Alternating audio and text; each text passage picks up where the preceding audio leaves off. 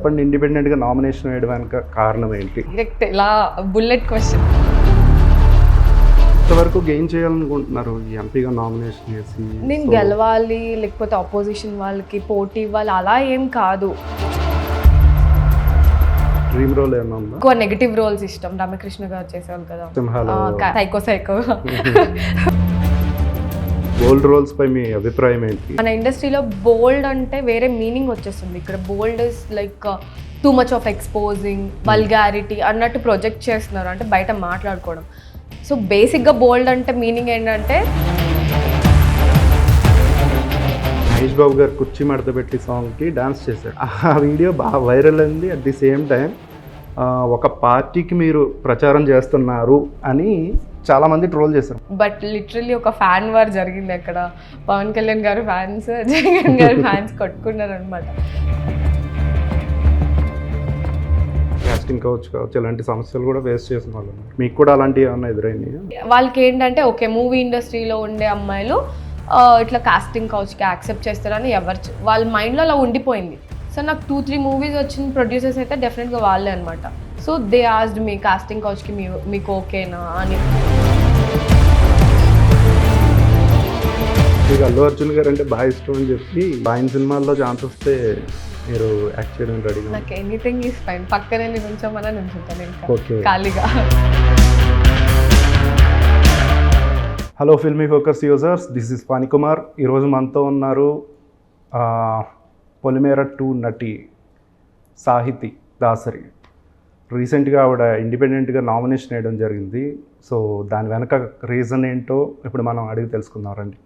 Hi Sahiti గారు. Starting question okay. Hi Phani. So చెప్పండి, ఇండిపెండెంట్గా నామినేషన్ వేయడం వెనక కారణం ఏంటి? డైరెక్ట్ ఇలా బుల్లెట్ క్వశ్చన్. సో కారణం ఏం లేదు, ఇంట్రెస్టెడ్. నాకు చిన్నప్పటి నుంచి ఇంట్రెస్ట్, కానీ ఎవరికి చెప్పలేదు. సో ఐ థాట్ నెక్స్ట్ టర్మ్లో చేద్దాం అనుకున్నా, బట్ ఈసారి ఒకసారి గివ్ ఎ ట్రై అనిపించింది, చేస్తాం. సో పాలిటిక్స్ మీద బాగా ఇంట్రెస్ట్ ఉంది. సో ఏంటంటే ఇండిపెండెంట్గా ఇలా నామినేషన్ వేసేవాళ్ళు, సో కొంతమంది పెద్దవాళ్ళకి ఇన్ఫ్లుయెన్స్ అయ్యి ఆ ఓట్లు చీల్చడం కోసమే నామినేషన్ వేస్తారు అనే ఒక ఉద్దేశం ఉంది చాలామందిలో. సో మీరు కూడా ఆ ఉద్దేశం మీద వేసారా నామినేషన్? సో నాకు ఇలా అని చెప్పి అసలు తెలీదు.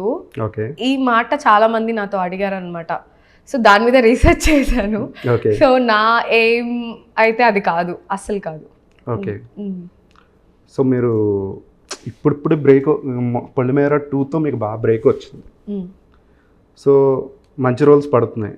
ఈ టైంలో మీరు ఎందుకు ఈ పొలిటికల్ స్టెప్ తీసుకున్నారు? నేను మూవీస్ ఏం మానేను, ఓకే, మూవీస్ చేస్తూనే ఉంటాయి. అండ్ ఇది కూడా అంటే ఇప్పుడే ఫుల్ ఫ్లెజ్డ్ కాదు. I will try my best ఈసారి, బట్ నెక్స్ట్ టర్మ్లో కంప్లీట్గా చేస్తాను. అంటే మీరు ఎంతవరకు గెయిన్ చేయాలనుకుంటున్నారు ఈ ఎంపీగా నామినేషన్ చేసి? నేను గెలవాలి లేకపోతే ఆపోజిషన్ వాళ్ళకి పోటీ ఇవ్వాలి అలా ఏం కాదు. అసలు ఏంటి అంటే ఏదైనా ఇప్పుడు మూవీస్ గురించి నాకు నో నాలెడ్జ్ ఇది వరకు. మూవీస్కి వచ్చే ముందు ఏదైనా దిగాకే తెలుస్తుంది అని అంటారు కదా. సో నాకు నాలెడ్జ్ పెంచుకోవడం కోసం నేను దిగాను. నాలెడ్జ్ పెంచుకోవడం కోసం ఉంది కొంచెం, ఇంకా మేబీ అంటే బుక్ చూడంగానే మనకి లోపల ఏముందో తెలీదు, చదివే కొద్దీ వస్తూ ఉంటుంది. So I follow that. So okay, పొలిటికల్గా ఎంట్రీ ఇచ్చాక ఏ రకంగా జనాలకి సాయం చేయాలని ఉంది? లేకపోతే ఇవన్నీ నేను ఇప్పుడే మాట్లాడాలనుకోవట్లేదు, టైం వస్తుంది అప్పుడు మాట్లాడతాం.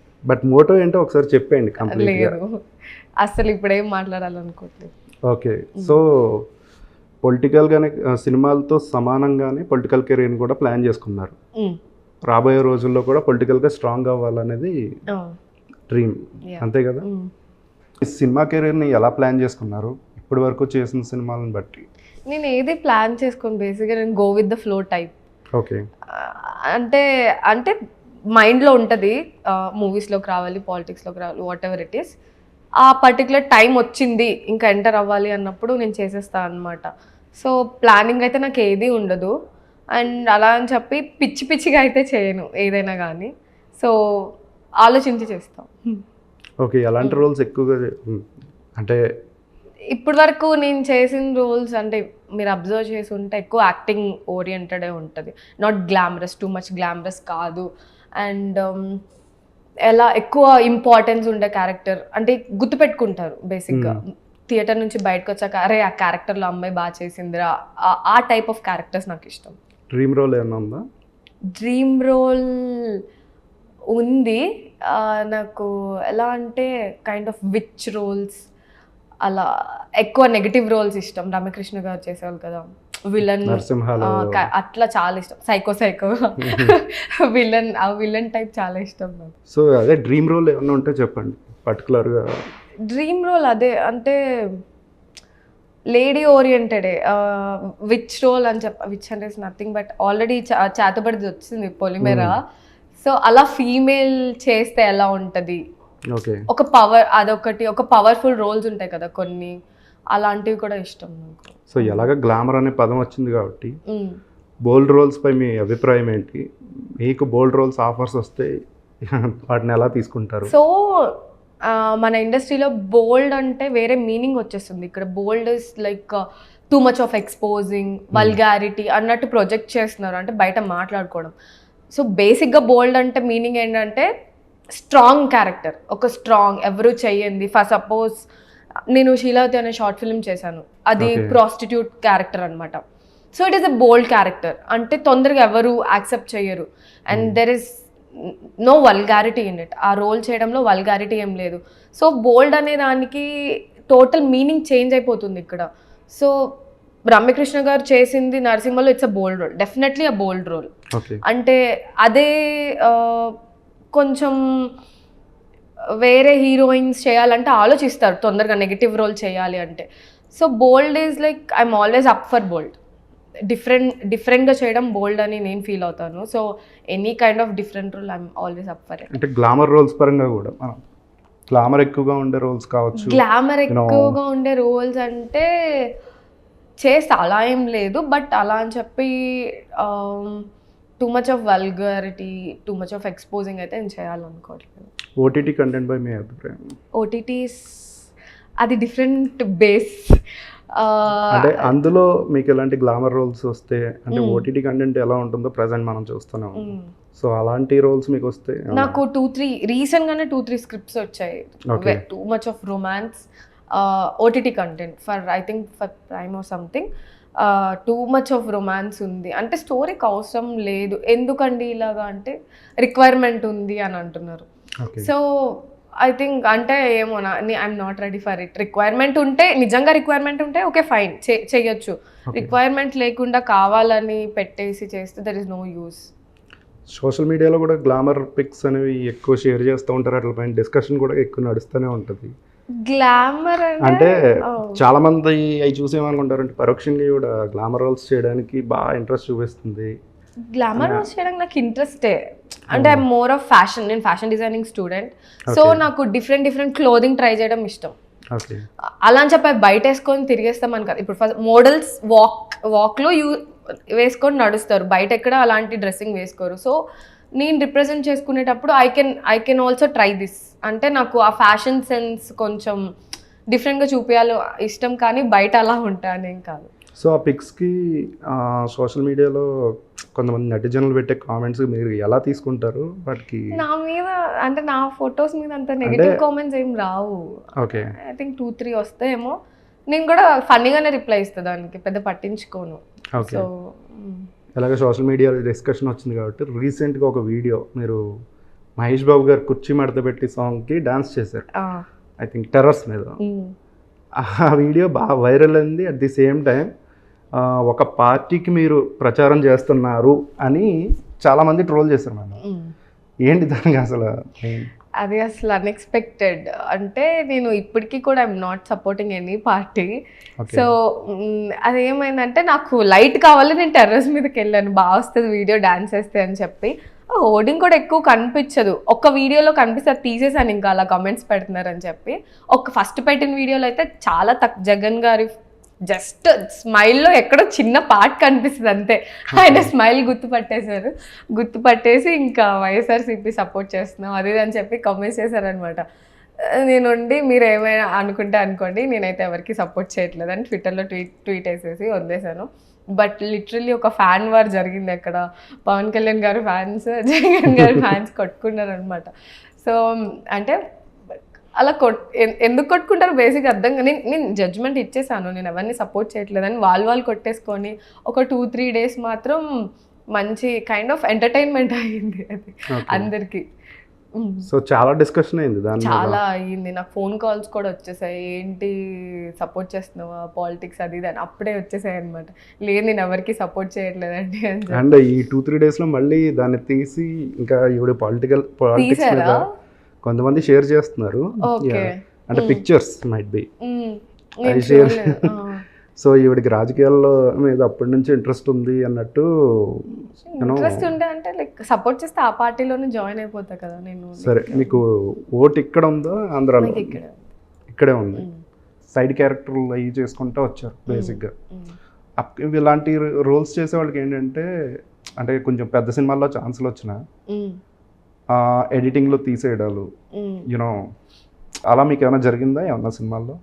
నా కెరియర్ అయితే నేను బ్యాక్గ్రౌండ్ ఆర్టిస్ట్కి స్టార్ట్ చేశాను. సో అప్పుడు కూడా నాకు ఎంత ఇంట్రెస్ట్ అంటే తమిళ్ చదువుకునేటప్పుడు తమిళ్ మలయాళం మూవీస్కి లైక్ కాలేజ్ డుమ్మా కొట్టేసి వెళ్ళే వాళ్ళం అనమాట. షూటింగ్ ఇష్టం కాబట్టి నేను ఇంకో ఫ్రెండ్. సో అప్పుడు కూడా నేను ఆ మూవీ రిలీజ్ అయ్యాక నా సీన్స్ ఉన్నాయా లేవా అని చూసుకునేదాన్ని. సో బ్యాక్గ్రౌండ్ ఆర్టిస్ట్కి ఎలా అంటే ఒక్కరికి ఒక క్లోజ్ లాగా అలా 2-3 క్లోజెస్ నాకు షూట్ చేశారు. ఓకే నేను కూడా వస్తా స్క్రీన్ మీద అని చెప్పి ఓన్లీ నా కోసం నేను సినిమాకి వెళ్ళి 100 Days of Love అని చెప్పి దుల్కర్ సల్మాన్, నిత్య మీనన్ అనమాట. సో అలా ఆ సీన్స్ కూడా కట్ చేశారు, ఉండదే బ్యాక్గ్రౌండ్. అందులో ఒకటే సీన్ పెట్టారు, 2-3 scenes కట్ చేశారు. ఇంకా నేను చేసిన కొన్ని మూవీస్లో కట్ చేశారు సీన్స్. నేమ్స్ చెప్పాలనుకోవట్లేదు. చేసిన అంటే నేను దానికి ఐ డోంట్ ఫీల్ బ్యాడ్. ఎందుకు అంటే వాళ్ళకి రిక్వైర్మెంట్ లేదు, ఎందుకు అన్నసరి ఇప్పుడు రేపు పొద్దున ఆడియన్సే తిడతారు, ఎందుకు ఈ ల్యాగ్ సీన్స్ అవసరమా అని చెప్పి ఆబ్వియస్లీ తిడతాం, మనమే తిడతాం. సో నేనైతే దానికి ఫీల్ అవ్వను. ఓకే, మీ రోల్కి ఎంత ఇంపార్టెన్స్ ఉంటుంది అనేది మీరు జడ్జ్ చేసుకునేంత అంటే ఆ క్యాపబిలిటీ మీకు ఉంటుందా? ఫర్ ఎగ్జాంపుల్ అదంతా మీరు అనలైజ్ చేసుకోగలరా? మరి ఇప్పుడు ఈ ఏదైతే డిలీట్ చేశారో ఆ సీన్ మీరు ముందు ఎక్స్పెక్ట్ చేస్తారా ఇది ఉంటుంది ఇది ఉండదు అనేసి? కొన్ని తీసుకుంటారు ముందే, ఇది కాకపోతే ఇది కాకపోతే ఇది అన్నట్టు తీసుకుంటారు.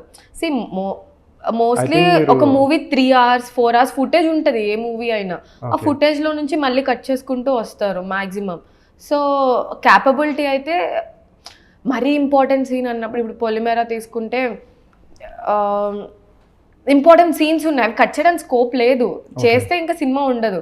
సో అలాంటి సీన్స్ ఉంటాయి ఆబ్వియస్లీ. కట్ చేశారంటే ఆబ్వియస్లీ మూవీ దానికి ఇంపార్టెన్స్ లేదనే అర్థం. సో దానికి బ్యాడ్గా ఫీల్ అయిపోయి అంత వరీ అవ్వాల్సిన పని ఏం లేదు. ఓకే, ఎక్కడో చూసినట్టు గుర్తు మీ సోలో బ్రతికే సో బెటర్ సినిమాలో మీకు సంబంధించిన సీన్లు అయ్యి కట్ చేశారని, నిజమేనా అది?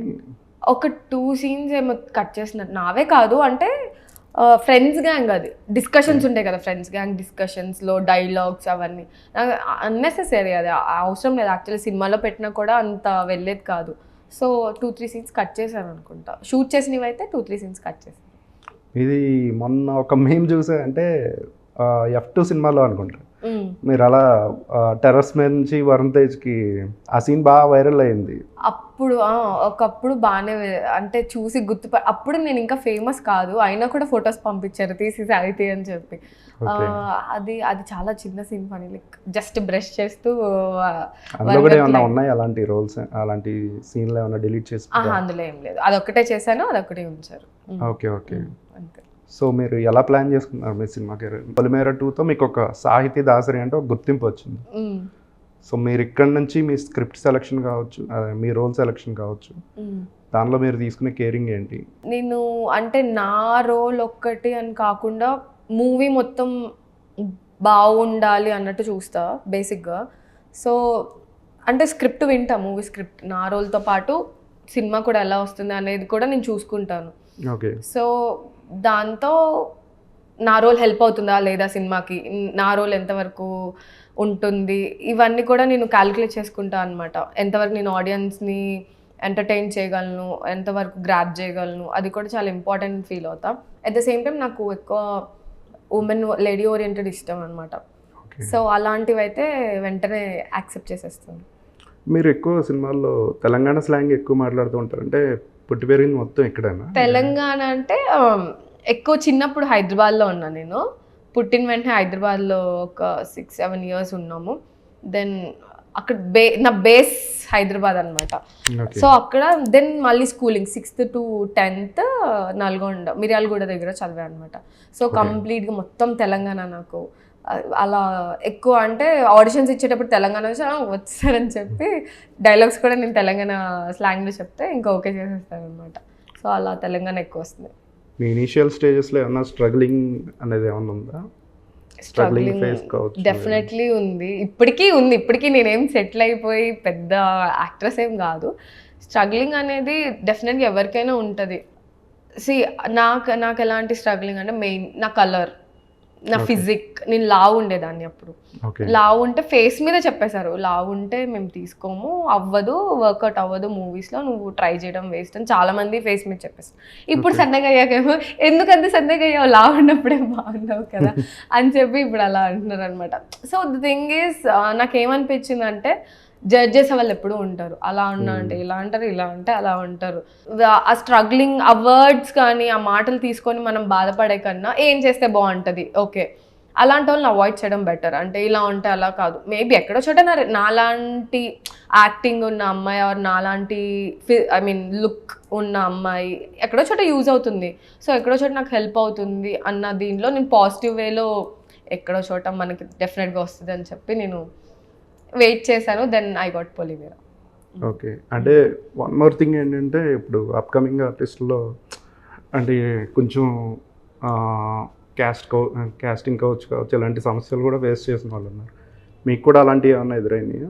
ఇది నేను చెప్పాను అంతకుముందు, లైక్ కాస్టింగ్ కౌచ్ మన ఇండస్ట్రీలో ఏ పెద్ద ప్రొడక్షన్ వాళ్ళు డెఫినెట్గా అడగరు, ఎంకరేజ్ చేయరు. డైరెక్టర్స్ కానీ ప్రొడ్యూసర్ కానీ అస్సలు ఎంకరేజ్ చేయరు. సో కొన్ని చిన్న చిన్న ప్రొడక్షన్ హౌసెస్ వస్తూ ఉంటాయి. ఇఫ్ యూ అబ్జర్వ్, ఒక సినిమా తీసి వెళ్ళిపోవడం, ఇలా ర్యాండమ్గా వచ్చి వెళ్ళిపోతూ ఉంటారు. సో కాస్టింగ్ కౌచ్ అనేది వాళ్ళు తీసుకొస్తున్నారు. జనరల్గా చెప్పాలంటే మన ఇండస్ట్రీలో వాళ్ళు ఎవరు ఎంకరేజ్ చెయ్యరు నేను చూసిన ప్రకారం అయితే. నాకు 2-3 మూవీస్ అలా కొత్త ప్రొడ్యూసర్స్ ఎవరైనా రియల్ ఎస్టేట్ చేసే వాళ్ళు ప్రొడ్యూస్ చేయడానికి వస్తారు, ఇంట్రెస్ట్ బిజినెస్ చేసే వాళ్ళు ప్రొడ్యూస్ చేయడానికి వస్తారు కదా. సో వాళ్ళకి ఏంటంటే ఓకే మూవీ ఇండస్ట్రీలో ఉండే అమ్మాయిలు ఇట్లా కాస్టింగ్ కౌచ్కి యాక్సెప్ట్ చేస్తారని వాళ్ళ మైండ్లో అలా ఉండిపోయింది. సో నాకు 2-3 మూవీస్ వచ్చిన ప్రొడ్యూసర్స్ అయితే డెఫినెట్గా వాళ్ళే అనమాట. So they asked me casting కౌచ్కి మీకు ఓకేనా అని. నేను చేసిన పెద్ద మూవీస్ ఎవ్వరు నన్ను ఎప్పుడు అడగలేదు కాస్టింగ్ కౌచ్. ఓకే, అంటే దీనిపైన ఇంకో ఆర్గ్యుమెంట్ కూడా ఉంది ఏంటంటే కాస్టింగ్ కౌచ్ గురించి చాలామంది ఓపెన్ అవుతారు. ఆ ఓపెన్ అయిన వాళ్ళు ఎవరంటే అంటే ఆఫర్స్ లేకుండా త్వరగా ఫేడ్ అవుట్ అయిపోయిన వాళ్ళు కావచ్చు, అలాంటి వాళ్ళే ఎక్కువ ఓపెన్ అయ్యి చెప్తారు అనేసి. ఇదైతే నా ఎక్స్పీరియన్స్ నేను చెప్పాను. డెఫినెట్ కాస్టింగ్ కౌచ్ అనేది అంటే యూ కెన్ కంప్లైంట్ వెళ్ళి ఎవరైనా అడిగిన మన ఇండస్ట్రీ వాళ్ళు దే ఆర్ టేకింగ్ కంప్లైంట్స్ కదా. సో ఇంకొకటి ఎవరికైనా భయం ఉంటుంది, అంటే దిస్ ఈజ్ వెరీ ఓపెన్. ఏ డైరెక్టర్కైనా ప్రొడ్యూసర్కైనా వాళ్ళు మూవీస్ చేయాలి ప్యాషనేట్ ఉన్నారు అనుకోండి, అటు సైడ్ వెళ్ళరు. ఎందుకంటే వాళ్ళ కెరియర్ ఇప్పుడు ఒక అమ్మాయి వెళ్ళి డైరెక్టర్ మీద కంప్లైంట్ ఇస్తే వాళ్ళ కెరియర్ కూడా రూన్ అయిపోతుంది, డైరెక్టర్ది కానీ ప్రొడ్యూసర్ది కానీ. సో ఐ థింక్ నేనైతే ఎప్పుడు ఫేస్ చేయలేదు, నేను నా ఎక్స్పీరియన్స్. అండ్ కాస్టింగ్ కౌచ్ అని ఎవరైతే అడిగారో వాళ్ళు అస్సలు నమ్మొద్దు. అమ్మాయిలకైతే నేను చెప్తున్నా, ఆ మూవీ ఎప్పటికీ బయటికి రాదు, రిలీజ్ అవ్వదు. అంటే వాళ్ళ థాట్ ప్రాసెస్ వేరే ఉంటుంది. మూవీస్ కోసం వచ్చిన వాళ్ళైతే ఎవరు అడగరు, ఐ ఫీల్ ఇట్.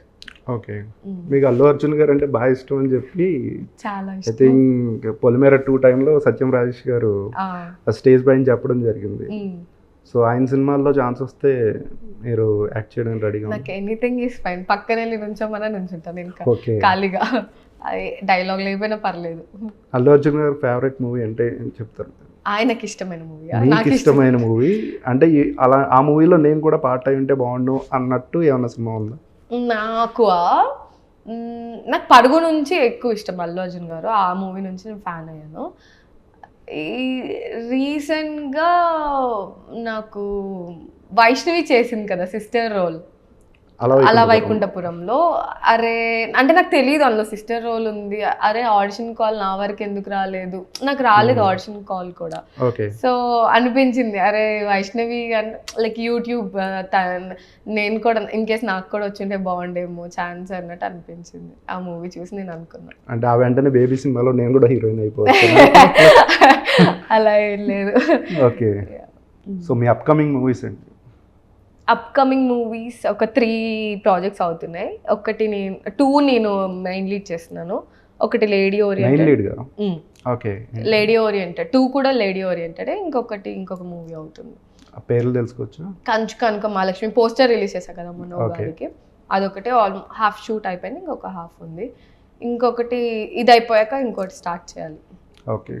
ఇంకా 2 anyway thank you so much అండి. మీరు భవిష్యత్తులో ఈ సినిమాలతో పాటు పొలిటికల్గా కూడా మంచి పొజిషన్లో ఉండాలని చెప్పి మనస్ఫూర్తిగా కోరుకుంటున్నాను. All the best. Thank you funny.